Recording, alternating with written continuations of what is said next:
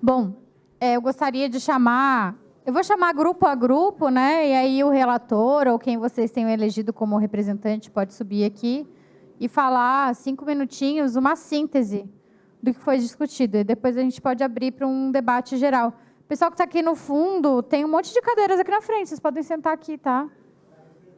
Qualquer coisa para pegar ali na pilha do lado. Aqui está reservado para ninguém. Está reservado para você.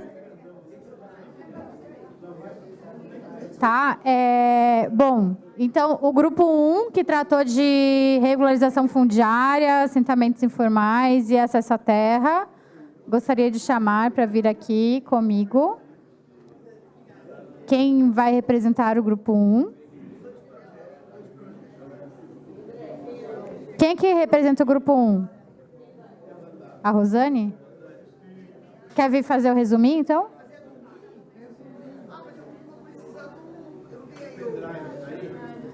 Ah, tá. Eu vou chamando o próximo, então. O grupo 2, Nunes. Quer vir fazer um resuminho rápido aqui?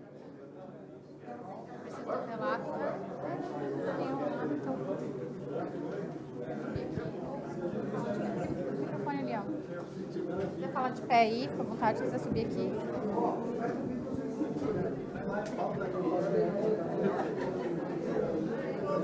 Bom, enquanto o grupo 1 se organiza, a Rosane vai pegar o relato dela ali.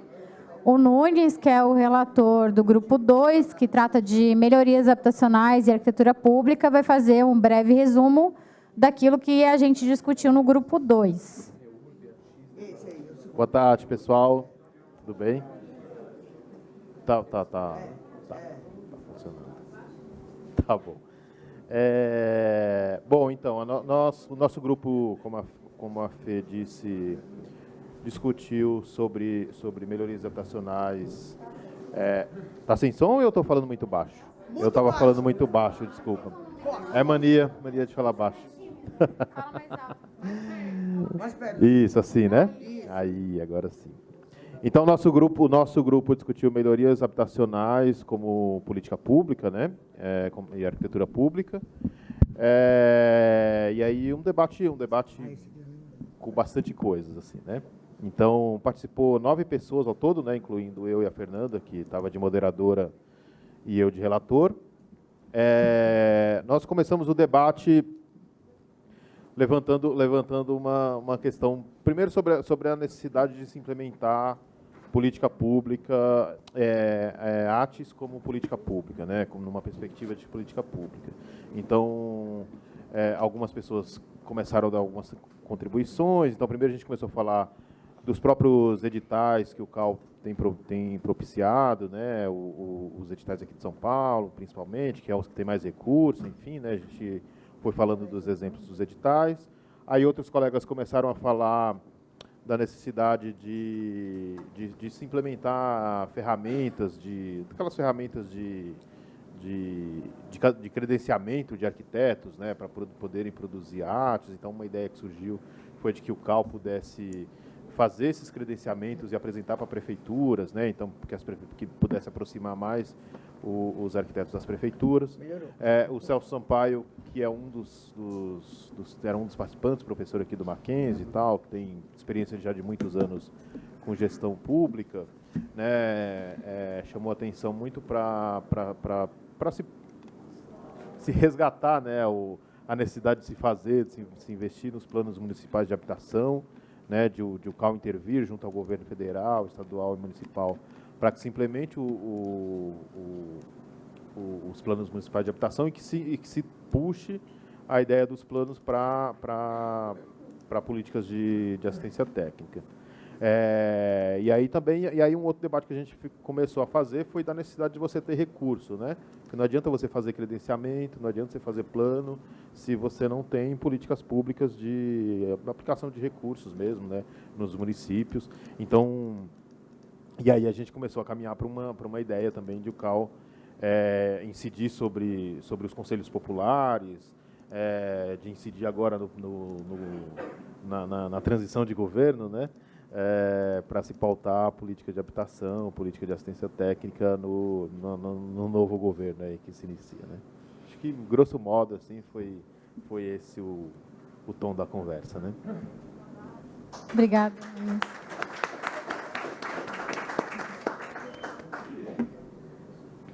Rosane, tá pronto? Rosane representando o grupo 1 aqui.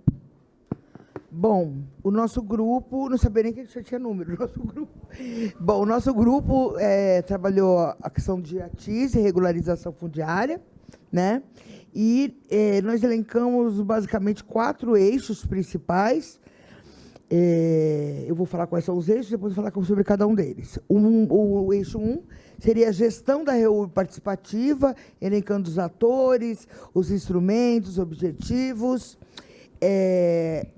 O segundo eixo, que seria de planejamento urbano, instrumentos de REURB, PLs municipais, plano diretor. E o terceiro, recursos para a REURB, que pressupõe a participação de todos os beneficiários. E o quarto, capacitação e aprimoramento e engajamento entre a sociedade civil, profissionais e a promoção da pauta, né? O grupo, na verdade, ele entendeu que, claro que a política de regularização fundiária é uma política, depende de uma política pública, de investimento público, mas a questão principal era como que o arquiteto urbanístico, como que o CAU se insere nesse contexto, em que precisa de recursos e cuja gestão do poder público, tanto federal, municipal, estadual. E assim, essa foi a nossa principal questão, porque é complicado tudo isso.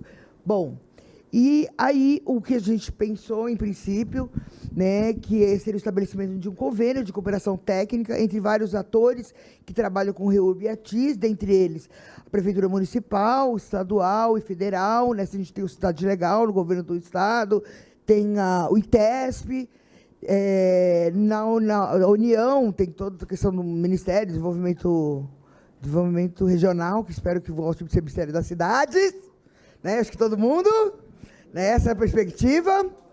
E com bastante dinheiro para a gente, porque a gente não precisa discutir nem fonte de recursos. Que me dera. Bom, e aí temos Defensoria Pública, Ministério Público, Cartório de Registro de Imóveis, o CAU, claro, os diversos conselhos de políticas públicas afins, conselhos de desenvolvimento urbano, de habitação, concessionárias de serviço público, água e energia, porque a gente sabe que o papel, esse verde e amarelo, atribui a função de pagar pela infraestrutura para o beneficiário. A gente, obviamente, não concorda, é um custo altíssimo, não tem como... Constitucionalmente, quem tem que colocar quem tem que implantar a infraestrutura é o Estado, a União, o município. Bom, o que mais? Bom, SPU, universidades e OSC. Os instrumentos seriam de cooperação técnica e teria alguns, e a partir daí temos de fomento com recursos por chamamento. E aí, o que a gente pensou foi o seguinte: eu acho que uma das principais funções, assim, que eu acho que, pensando em termos de esses termos de fomento, seria criar quais seriam os critérios. Então, assim, a primeira coisa que a gente precisaria fazer é criar uma metodologia de priorização de investimentos, priorizando os NUIs, né, os núcleos urbanos formais. E a gente pensou, tem algumas ideias, por exemplo, se elaborar a prática como se fosse uma tabela com pontuação para que você possa trabalhar de uma forma equânime, né? Se tem organização social, tantos pontos, região metropolitana, tanto, se tem infraestrutura, quanto que tem de infraestrutura de 0 a 10, se tem ação civil pública julgada, que aí o pessoal tem que sair ou regularizar. Então, também tem uma determinada pontuação. E publicização entre os partícipes do convênio dessa listagem de critérios. Então, na verdade, seria destinação de recursos, terminal de fomento, a partir de uma lista de critérios. Né? Uma metodologia que a gente poderia estar criando, se pensando junto. Né? Na questão dos PLs, planejamento urbano, né? Primeiro ponto, que é imprescindível a participação do arquiteto urbanista, principalmente porque a legislação 13465, ela não estabelece a necessidade de uma cartografia. E claro que a regularização fundiária, ela faz parte do planejamento urbano, e é um absurdo você pensar, bom, o prefeito regulariza quem é amigo dele, não o que tem, por meio de critérios técnicos estabelecidos por meio de uma cartografia prévia e participativa com todos os moradores. Então, a importância é fundamental, né? E também tem um outro lado também, que é o seguinte: os municípios, muitos municípios aqui de São Paulo, são 650 municípios, né? Ele forma arquitetos, urbanistas, e muitas vezes ele tem que vir para uma cidade maior para trabalhar, enquanto a prefeitura não tem nada de planejamento urbano. Então, uma das linhas é de capacitação e para que fixação desse profissional dentro da sua própria cidade, para que possa contribuir à cidade natal, né? Pensamos também na criação de fundos municipais ou de entes públicos consorciados ou metropolitanos, e aí teria que pensar numa outra fonte. A principal fonte que a gente pensou foi a contrapartida da REURB-S e da REURB-E, que é de regularização de interesse social de média e alta renda. Né? Então, que nada mais justo não é pagar assim, o que eles pagarem de taxinha de aprovação vai para um fundo. Não, pagar uma contrapartida, coisa que esses 4 anos, que eu não preciso dizer o que aconteceu, ninguém teve esse enfrentamento necessário, ninguém exigiu desses condomínios de médio e alto padrão que financiasse que pagasse uma contrapartida para financiar. Então, o papel da prefeitura fica sempre, eu sou o licenciador, e nada mais que isso. Então, nesses termos, ele é fundamental e seria uma grande fonte de recurso. Eu acho que nós temos um ambiente político para isso agora, né? Parece. Então, estamos terminando. Capacitação, aprimoramento e engajamento da sociedade. Né? A gente entende que o CAU, junto com outras entidades, né, com outras instituições, eles têm a aptidão de poder incubar assessorias técnicas de caráter multidisciplinar, né? E também que foi levantado, acho que foi a Mariana, André, várias pessoas, que é necessário um monitoramento, acompanhamento dos destinos dos profissionais, é uma linguagem bem simples, dos profissionais após a execução do edital de fomento do CAU. A gente precisa ter até um recurso para isso, para acompanhar o que aconteceu com esses profissionais, se eles se engajaram naquela área tema, porque a gente pode poder entender o que a gente pode acertar, o que pode errar. E acho que acabou, era isso. Obrigada. Obrigada, Rosane. Gostaria de chamar o grupo 3. Quem que é representante do grupo 3? É da população de rua, né?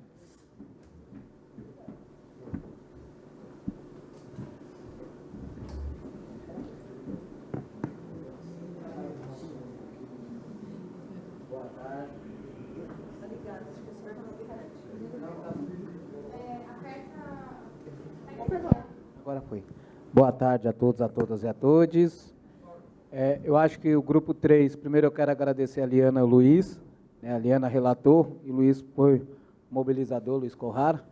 Eu, o João e o Zeca temos trajetória de rua, então a gente contribuiu um pouco na roda de conversa, né? Lá tinha arquitetos, arquitetas, estudantes, psicólogas, né? E não arquitetos, e não arquitetas, e não nada. É brincadeira. A nossa proposta é um pouco que o ATS, né, tivesse um ATS Pop Rua, né, para olhar um pouco para essa população. Né, a gente quer agradecer aqui ao CAU, né, nós tivemos 2 projetos, né, a ATS 1, agora com o MDM, né, que vocês apresentaram aqui, e outro, né, com uma entidade que foi muito bom, que nós tivemos no estado de São Paulo, né, 7 cidades. Eu acho que a proposta do grupo, primeiro, é romper, né, o preconceito e de tirar um pouco também a gentrificação, né, as construções de exclusões. A gente está vendo aí o Padre Júlio falar do nome aí, né, que está acontecendo, né, de pedras, de um monte de coisas, que tem um projeto de lei aprovando aí, né, então para nós é importante, né, e que o CAU, né, possa também fazer rodas de conversa, né, com a UATS, trazendo um pouco a realidade da população em situação de rua, de projetos, né, que nem nós vimos aí que nós temos 7 prédios na cidade de São Paulo, 2 terrenos, 7 ou 9, 2, né, 7, 8, 9, né, Luiz? Que dá o total de 9. Até agora, nós só tivemos um empreendimento para a população em situação de rua, que foi o Asdrubal. Né? Quem conheceu o Asdrubal sabe disso. O restante está parado. Como o CAL pode nos ajudar a monitorar esses terrenos, prédios vazios? Né? A gente sabe que ocupar é importante, mas a reintegração de posse depois é difícil. Como nós podemos fazer para ficar? E como trabalhar com a questão da população em situação de rua, no morar, no pós-morar, né? Em vários projetos, no House and Post, moradia primeiro, né? O Zeca falou muito do moradia primeiro, né? Da importância do moradia primeiro, entender o que é a moradia primeiro para a população de rua, né? Dos programas. A gente fez um documento para a prefeitura, né? Chamando moradia social, né? De interesse social. Simplesmente a prefeitura enfia debaixo do sovaco e não quer dialogar. O secretário só fala que só vai pensar em ter recurso para o ano que vem, e essa população não pode se pensar no ano que vem, senão ela vai estar morta, né? A gente sabe que tem que ser para ontem. Então, acho que a importância de o CAL, né, o ATS, trazer muito é esse diálogo. A nossa população, agora, pós-pandemia, cresceu muito, né? E não são homens, só são famílias em situação. Então, nós discutimos muito isso ali no grupo, né? Porque fica em casa, ou fica em casa, ela ficou desempregada, ela não pagou o aluguel e foi para onde? Para a rua, né? Então, hoje são famílias e famílias no Brasil em situação de rua.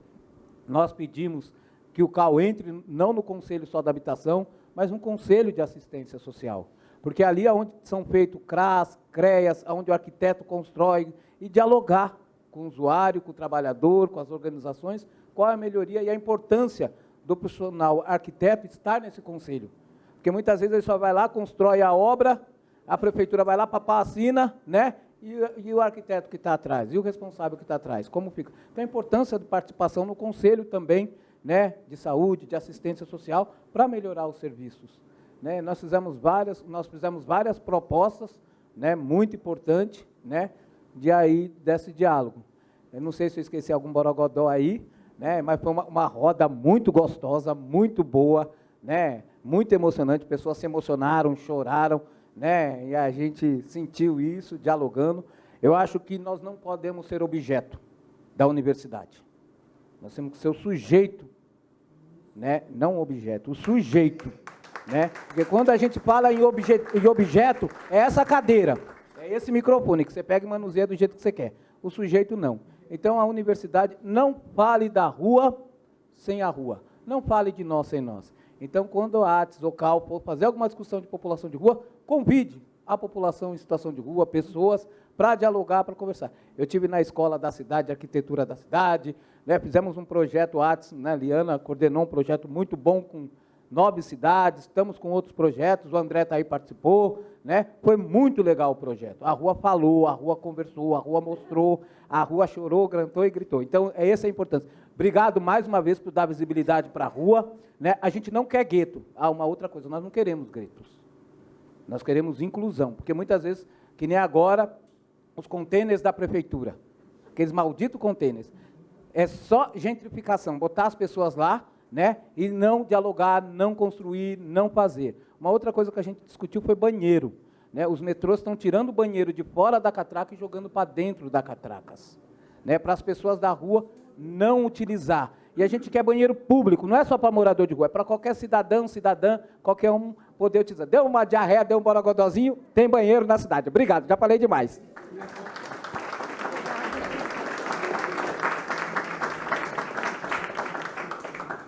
Eu gostaria só de lembrar que esse GT da população de rua ele surgiu porque a gente chamou vários movimentos sociais para uma reunião para contribuir também com a programação, né? E aí foi muito legal ter essa visão, né? E porque às vezes é um tema que a gente acaba, né? Falando muito da habitação, aquela coisa de pessoas que já têm uma casa para morar, às vezes precisam de uma melhoria, enfim. E a população de rua tem crescido muito, especialmente após a pandemia. E é um tema que nós, arquitetos, também podemos atuar e que tem uma grande complexidade que exige várias áreas de atuação, né, interdisciplinar. Bom, o próximo grupo, então, o GT4, que a Vivi, então, vai relatar aqui para nós. assim quebra. Boa tarde a todas, todos, todes. No grupo estávamos a Thaís Borges e eu, na moderação na relatoria, a Graça Xavier, a Lívia de Salve, que é lá de Limeira, e a Bruna Pereira, que é uma técnica de identificação estudante de engenharia, que descobriu uma vocação aí para trabalhar, para estudar e trabalhar com artista. Bom, a gente discutiu no grupo protagonismo feminino, direito à cidade, preconceito, racismo, machismo, participação popular, capacitação, educação e ativismo político. O protagonismo feminino é um fato na categoria, apesar de pouco reconhecido, uma vez que o espaço ainda é priorizado aos homens. Durante a formação, é comum ouvir que homens, apesar de menor número, têm melhor desempenho e, portanto, na vida profissional, terão melhores oportunidades, empregos, salários e maior destaque. Quanto à raça, onde estão as arquitetas e arquitetos brasileiros negros? Né? Imagina-se que mesmo isso a gente discutiu uma questão de que, na hora... Por que o arquiteto não... Por que a população em geral não conhece o trabalho do arquiteto? Né? Porque tem alguns momentos que a gente imagina que a vivência de maior dificuldade, viver na precariedade e alcançar aí uma capacitação e a educação, que no momento que há oportunidade de acesso, essas pessoas, existe um processo de apagamento, de negação dessa vivência na precariedade. Então, isso é um processo que acontece, né, que a gente não pode negar. Né? A Graça trouxe a discussão sobre o conceito de direito à cidade, que é muito discutido nos movimentos sociais, né? Essa questão das cidades produzidas para as classes dominantes, expulsando as de menor renda para os lugares precários e distantes das oportunidades. Os movimentos populares que hoje, diferentemente de momentos anteriores, são agentes da pesquisa na construção de conhecimento, então, eles estão na universidade, junto da universidade, com a universidade, né? Investigando, identificando, entendendo o território. O grupo discutiu a situação da mulher e da população pobre e negra na sociedade brasileira, que é instrumental escravista. A Hermínia trouxe para a gente ontem que a gente teve 400 anos de escravidão.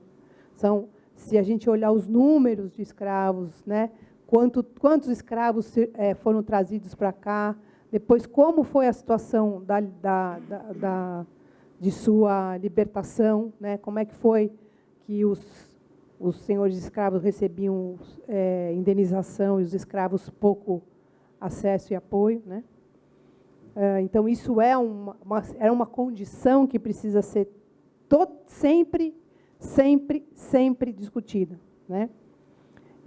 Aí a Lívia trouxe a questão da rivalidade feminina, né?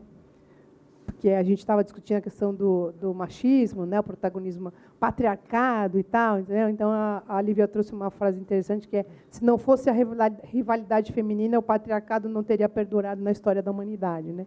Então as mulheres rivalizam muito, né?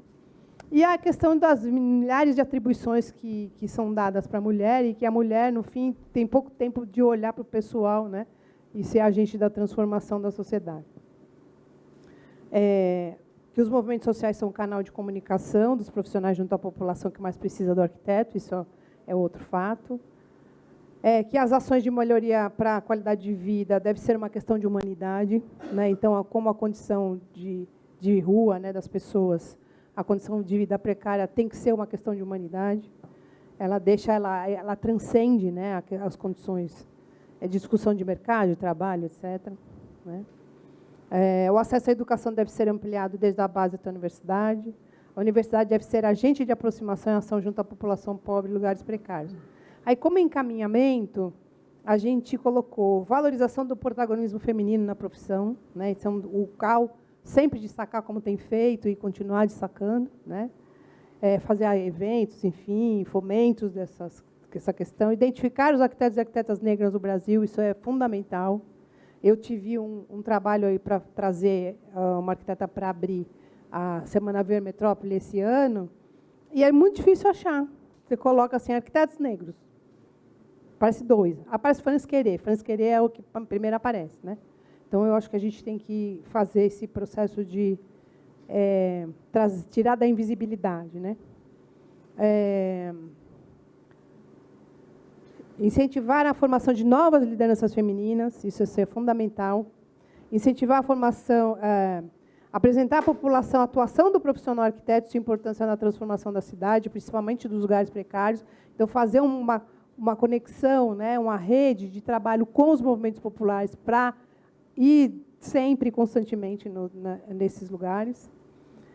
Contribuir para a aproximação das universidades aos movimentos populares. Recomendar à municipalidade simplificação e agilização dos processos de licenciamento, principalmente nas regiões onde vive a população de baixa renda, inclusive com a formação dos conselhos gestores das zonas de especial interesse social. Isso é fundamental, porque o processo de licenciamento é atroz, vil, caro, confuso, lento, é por isso que a gente tem 80% das nossas edificações sem regularização. E fomentar, junto aos movimentos sociais, às universidades, a promoção de cursos de capacitação para a formação de mão de obra feminina, para o trabalho na construção civil, principalmente no processo de autogestão. Fomentar o associativismo e cooperativismo e valorizar os projetos que se aproximem das demandas reais da população. É isso, e a gente indica a leitura da revista Mulheres da União em Luta, na construção de direito à cidade, que foi uma publicação feita em 2020 pela União dos Movimentos de Moradia de São Paulo, União Nacional por Moradia Popular e da Rede de Mulher e Habitats da América Latina e Caribe. É isso.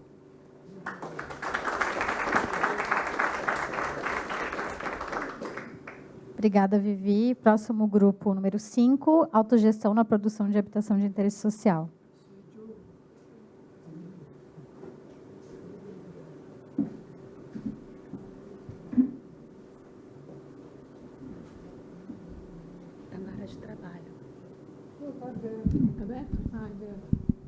Bom, boa tarde a todos e a todas. O nosso grupo foi o G5, Autogestão na Produção de Habitação de Interesse Social. O moderador foi o Edilson Mineiro, da UMM, que também é advogado, e eu fui a relatora. E nós tivemos a participação de 10 pessoas, né, 8 pessoas, mais o moderador e a relatora. Dessas 8 pessoas, pelo que eu anotei, todos arquitetos, né? Tivemos também a participação de uma colega do Cauamapá. E a dinâmica que a gente adotou foi, primeiro, retomar a pergunta que a FEFA fez no início dos trabalhos, né? O debate aí sobre a Carta da ATIS. Fizemos uma leitura comunitária da Carta, né, para rememorar aí os pontos principais, e, a partir disso, o Edilson fez uma introdução sobre autogestão na moradia popular, né, a partir dos princípios e estratégias que são mais importantes, colocando a importância de ser um processo sem fins lucrativos, por meio de cooperativas habitacionais, e que tem como princípio a ajuda mútua, e que pressupõe uma gestão democrática na produção da habitação, com a participação de todos nesse processo. Portanto, exercitando aí a ideia da economia solidária. E o tripé da autogestão da moradia popular, ele enfatizou os 3 pilares, né, a existência de uma associação organizada, a assessoria técnica ao coletivo e o poder público atuante, né, que esse é o principal desafio. E um processo participativo de produção, e que, no caso dos movimentos, em especial, inspirado na experiência do Uruguai. Nós fizemos a leitura da carta em mutirão, também o Edilson fez uma breve fala sobre a lei de ATIS, né, para contextualizar o tema, e aí vieram as contribuições, né? Nós abrimos uma roda de conversa com as várias contribuições dos colegas participantes, e eu vou aqui relatar em síntese, né? Então, a primeira questão, promover iniciativas junto ao parlamento, né, a deputados, senadores, para formular leis que nos dê suporte à captação de recursos, como parte dos impostos de empresas, semelhante à Lei Rouanet e à Lei Pelé, voltado para as questões das políticas urbanas, em especial a ATIS. as parcerias do poder público com a iniciativa privada e, no caso da experiência de Limeira, né, e Matão, de uma colega que estava presente com uma empresa internacional que custeou aí questões de melhoria pontuais sanitárias junto à prefeitura, né? Então, a importância dessa parceria do poder público com a iniciativa privada, mas que, para isso, a necessidade de se dar mais segurança jurídica a esse tipo de parceria. Eles fizeram por uma fundação social, mas que isso é um problema, né, do poder público municipal. Uma das colegas da assessoria colocou a importância de se aproveitar a experiência do programa público de autogestão dentro do Minha Casa Minha Vida, principalmente entidades, né, com o poder, como política pública, que possibilitou vários avanços, né, mas que cabe uma avaliação para adequações, para que se torne uma política pública permanente. Então, é importante, né, o CAU pode estar chamando aí as assessorias técnicas no sentido de reforçar essa questão da elaboração das políticas públicas de ATIS e reivindicar políticas públicas permanentes, né, a partir da experiência desse programa. Uma outra proposta, o CAU chamar os arquitetos e urbanistas para participar desse processo e fomentar o debate e difusão junto aos profissionais, à universidade e também à sociedade.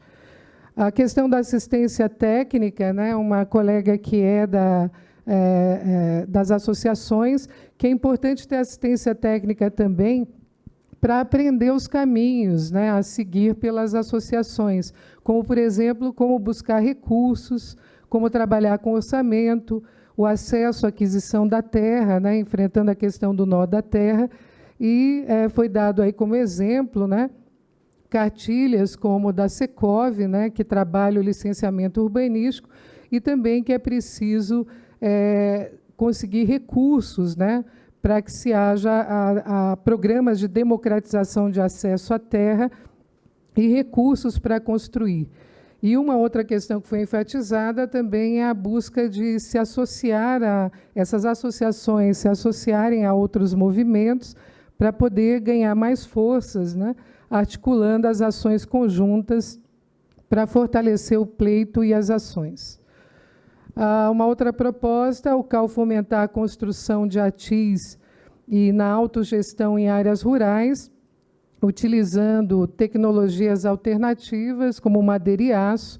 A gente até exemplificou o edital que nós lançamos recentemente, que trabalha nessa linha, mas foi enfatizado também a questão de se trabalhar tecnologias alternativas para essas áreas.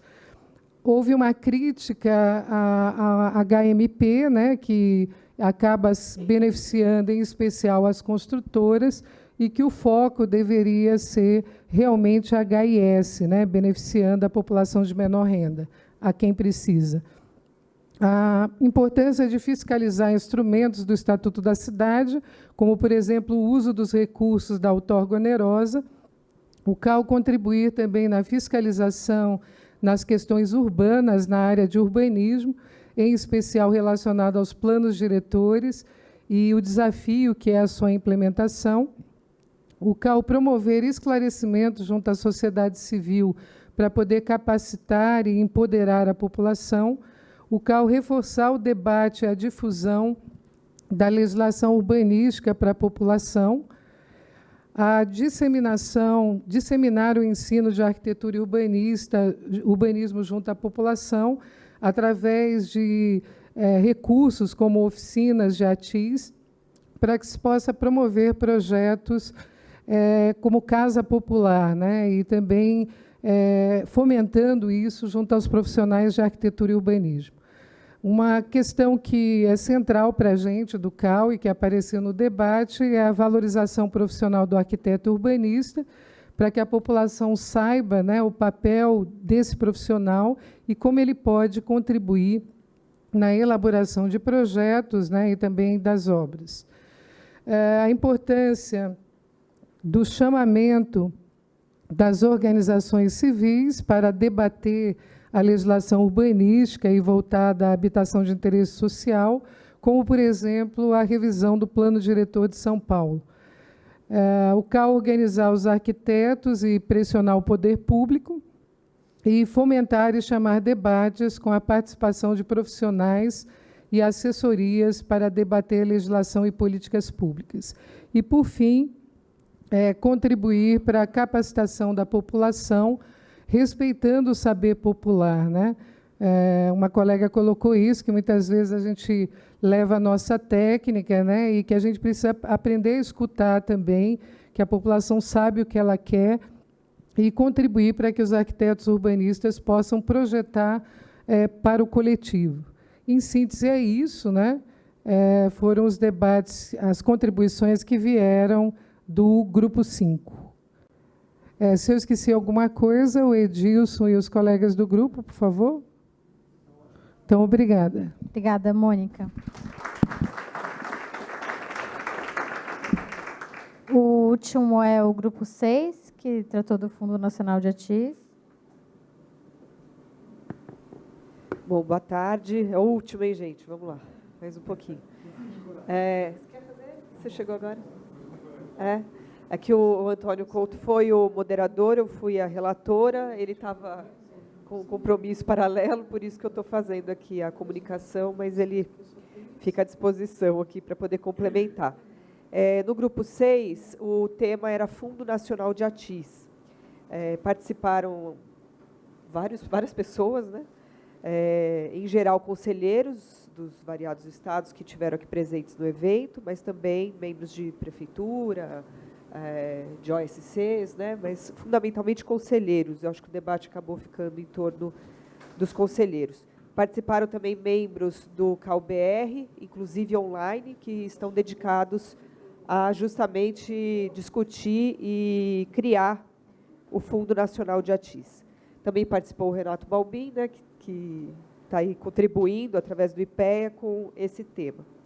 Foi feita a leitura da carta compromisso de ATIS, aqui do CAU São Paulo, mas o debate, até pelo título do grupo, acabou ficando centrado no Fundo Nacional de ATIS. Houve a contextualização dos debates e das atividades desenvolvidas para a criação desse fundo. Então, o Antônio nos atualizou acerca das oficinas que foram feitas, né, das discussões que foram feitas com os estados, de que modo que isso fomentou, né, uma mudança, inclusive metodológica, né, de proposta da criação desse fundo. E aí houve também a explanação do Renato, né, diferenciando um pouco o que é um fundo de apoio, que é fundamentalmente com o modo como o CAU trabalha, né, trabalhou esses anos todos, de um fundo programático, que acho que, né, tudo indica que é essa diretriz ou a direção que essa discussão vai tomando. Então, o fundo programático que vincule o repasse de recursos a diretrizes, a ações que sejam efetivas e que sejam distribuídas em todo o território, diferenciando-se, portanto, de um fundo de apoio que não contribui efetivamente para o desenvolvimento dos CAUs, que são menores, sobretudo, né? Então, nesse sentido, houve uma discussão a respeito da diversidade de realidade entre os CAUs, né, sobretudo orçamentária, né, com destaque para o CAU São Paulo, né, que assim, a gente levantou aqui alguns números, mas gostaria de repeti-los aqui para que todos tivessem essa ideia, essa noção da diferença. Então, o CAU São Paulo tem uma arrecadação anual de 70 milhões de reais, ao passo que um CAU menor tem 2 milhões de reais. Né? O Rio Grande do Sul, que é um outro CAU tido grande, 20 milhões. Então, são números muito díspares, né? E isso impõe, portanto, a necessidade da gente discutir essa diversidade regional, né, que se dá não só a partir da leitura das demandas de habitação, mas também de como que o CAU pode intervir nessa questão. Então, a discussão do fundo passa por a gente reconhecer, e aí foi dito, né, a participação do poderoso CAU São Paulo, não fui eu que falei isso, né, mas acaba tendo um papel fundamental, né, não só pelo recurso que pode contribuir, mas até pela quantidade de projetos que já fomentou e que, portanto, também pode contribuir no sentido de pensar modelos de implementação da lei de ATIS que sejam tão diversos quanto as realidades que o Brasil apresenta, né? Então, houve uma fala muito importante, me parece, da Marcela, que é secretária de Habitação lá de Limeira. Ela falou sobre a diversidade de modelos de implementação que os municípios vêm, de algum modo, procurando desenvolver. A gente viu isso na mesa pela manhã, sem muito recurso, né? E o CAL com muito recurso, mas com um modelo muito restrito de implementação de ações.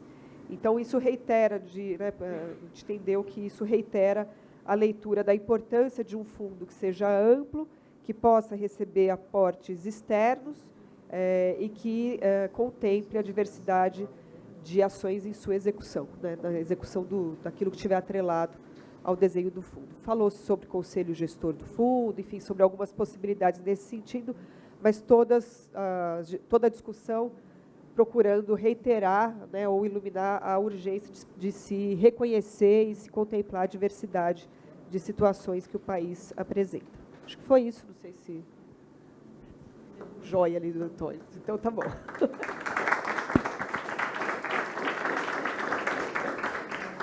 Obrigada, Camila. Então, bom, a gente teve esses 6 grupos, que eu acredito que foi um momento em que todo mundo pôde contribuir um pouquinho, né, nessa discussão, que aqui no Grupão Grande nem sempre todo mundo consegue falar.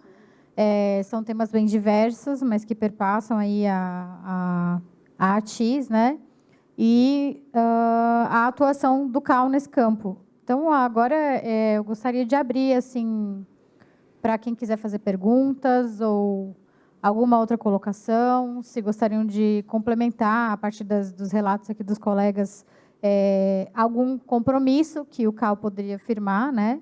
A gente deixou como pontapé inicial desse debate aquela carta, a minuta da nossa carta, né? Não é uma carta firmada ainda, porque a gente ainda vai levar para o CAL São Paulo, nas instâncias deliberativas. E é isso, eu deixo aqui em aberto. Gostaria de saber se alguém quer fazer alguma colocação, alguma pergunta. Está todo mundo cansado já. Não, a gente pode encerrar daqui a pouquinho. Eu só estou abrindo esse último momento. O André quer falar.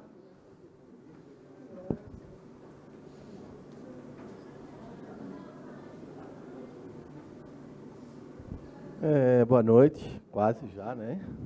É uma complementação, a Rosane não está aqui, mas é uma complementação do nosso grupo, e que está relacionado com parcerias estratégicas, que eu acho que é essa visão que nós temos que ter, né, com o Conselho. A gente comentou no nosso grupo, e uma relação interessante que a gente comentou, e acho que como a Rosane está muito ligada com a AB, ela esqueceu de mencionar de a gente trabalhar com essa questão junto a Fomento, com parceria estratégica, e uma delas seria a OAB, um departamento, para a gente, além de estabelecer esses convênios de cooperação, mas estabelecer minutas também de cooperação, questão legal para favorecer não só pensar na questão de fomento, na questão de como a gente poder trabalhar os convênios, parcerias e termos, e a questão também de uma jurisprudência, um processo legal, né? Porque muitas vezes um processo que trava muitas das relações são questões legais, jurídicas, né, desses entes. Então, é só para complementar a fala, mas a gente enxergar nos nossos parceiros estratégicos e o papel de cada um para a gente poder cumprir a nossa missão, mas sempre trabalhando de uma maneira participativa, colaborativa. Era essa a complementação. Obrigada. Acho que é bem importante essa questão da colaboração, das parcerias, né? Porque o CAL sozinho não consegue fazer muita coisa, mas firmando outras parcerias a gente consegue, às vezes, né, iniciar ações mais amplas. Mais alguém gostaria de fazer uma pergunta, uma colocação? Queria falar um pouquinho sobre a lei das ex aqui em São Paulo, né? Como a gente mora em São Paulo, tem muitos problemas na cidade, e já tem um mapeamento na Prefeitura de São Paulo que fala sobre ex, que é a Lei 57.377 de 2016. Então, quando a gente fala em ex, ou ocupações, se fala muito em ocupações de áreas públicas, né? Tem as condições de que o Estado não vende a área pública. O cidadão ele tem o uso da propriedade, mas ele não é dono da propriedade. Na maioria dos territórios ocupados, são normalmente área pública, seja municipal, estadual ou federal, que é a atenção do CAL para o plano diretor da cidade de São Paulo e a lei das ex. Eu acho que é muito importante acompanhar essa linha para que a gente siga em frente e que o CAL seja sempre o chefe dessa linha, porque valorizar mais o técnico, né? A gente chega na obra, se você não bater o pé forte no chão, o camarada fala, não é ele não, mas tem que ser ele. Eu acho que valorizar mais, para que essas obras, pequenas obras que dizem, o cidadão vai na prefeitura, pede um reparo de obra, e no fim ele derruba a casa toda, ninguém viu, ninguém sabe, e o profissional fica aí à parte, né? Quer dizer, o Ministério Público só se atém quando a casa cai. Quando a casa cai, aí, quem é o dono? Só isso. Muito obrigada. Pode vir aqui. Eu acho que só em complemento à fala do nosso colega aqui, e lembrar que o CAL tem participado de alguns conselhos municipais de habitação, né? Faz parte do conselho municipal daqui, que acredito que trata desses temas, né?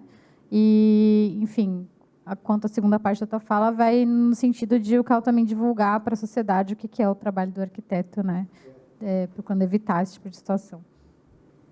Queria só fazer uma observação, já que durante a nossa apresentação foi citada uma frase que foi dita durante a nossa discussão, mas quando eu digo que a questão da rivalidade feminina é porque a professora comentou de um evento que ela trouxe uma arquiteta renomada, negra, e aí durante o evento as alunas estavam falando, acaba logo, né? A gente quer que isso acabe. Então, assim, até mesmo o respeito que as mulheres têm pelas outras é afetado pelo patriarcado. Mas eu acredito muito na união das mulheres. Eu sou uma promotora legal popular, então eu acredito que a gente pode sim transformar os locais, se unir para transformar os locais, tanto na nossa atuação profissional dentro do CAL, quanto as mulheres nos seus territórios transformar sua realidade, como a gente viu vários exemplos que a Graça foi citando, de mulheres construindo suas próprias moradias por meio de cursos de capacitação e por meio do Minha Casa Minha Vida Entidades e outros que ela foi falando, né? Então, eu reforço que a propaganda para o livro que ela disse, que está disponível na internet, está no site, e que a gente precisa se unir, mulherada, cada vez mais, tá? Então, só para corrigir essa fala minha que estava um pouco descontextualizada, porque a gente estava num assunto maior no momento da discussão.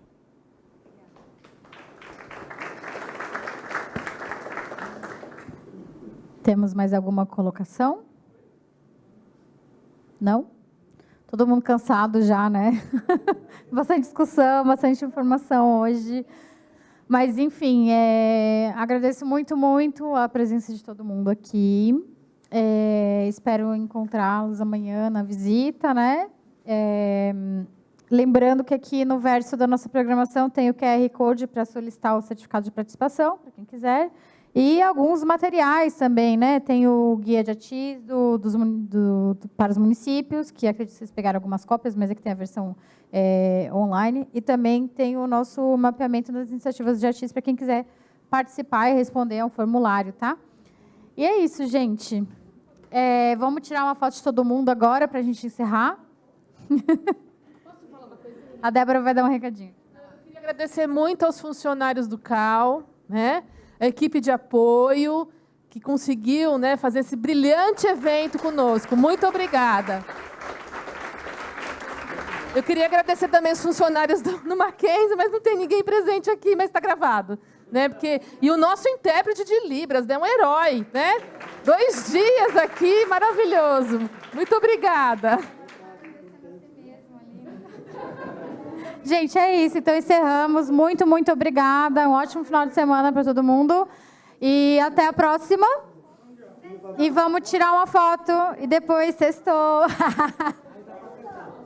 Na hora do Jair, já foi.